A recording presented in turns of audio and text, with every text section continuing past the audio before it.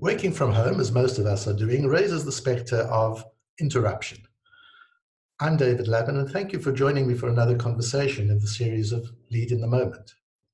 Interruption is a killer of time, it's a diluter of attention, and it's a driver of inefficiency. Interruptions can sometimes be caused by others or by an email or a message that comes on our screen. But very often we are our own interrupters. For example, when we're multitasking, thinking that in fact we're doing 2 or 3 things at the same time.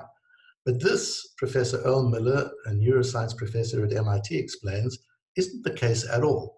We're not capable of doing several things at the same time. Our minds aren't capable of focusing on more than one task at a time.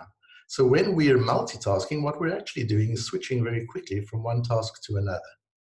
Studies at Stanford University and others have shown that this reduces our efficiency levels by a minimum of 40%.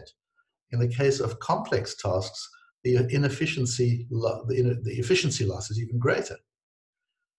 And so we need to be cautious during these times when we're working from home, where we have family around us, where we have different calls on our time and our attention, to find ways of being able to focus, even for short periods at a time. It's far better to focus for 20 minutes than it is to be unfocused for an hour or two. And we need to use everything at our disposal. We can put our various phones and devices on airplane mode. We can stop incoming emails.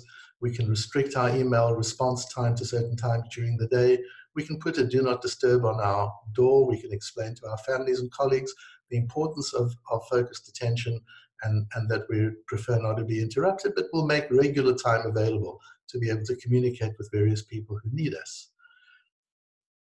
Interruption is not a friend of efficiency. Disruption is something else entirely, and disruption can be used very positively. We'll talk more about that in our next conversation.